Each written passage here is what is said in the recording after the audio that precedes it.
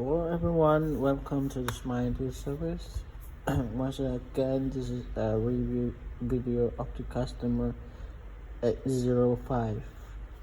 This is the Macbook Air 2014.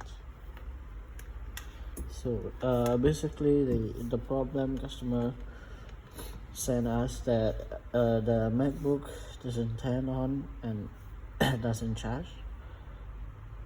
Doesn't charge the battery. So we diagnosed and find the fault of the problem. We found that the motherboard was short, and so that's why it's unable to turn on.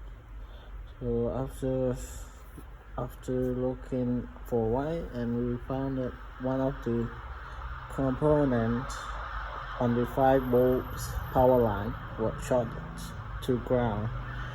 So we replaced this component and voila. Yeah.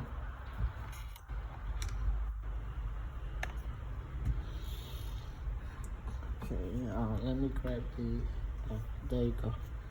Let me grab the power adapter and solder it on. So yeah, there you go.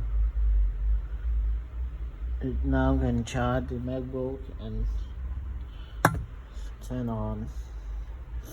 So if you're interested for any service, feel free to contact us at this Mind service.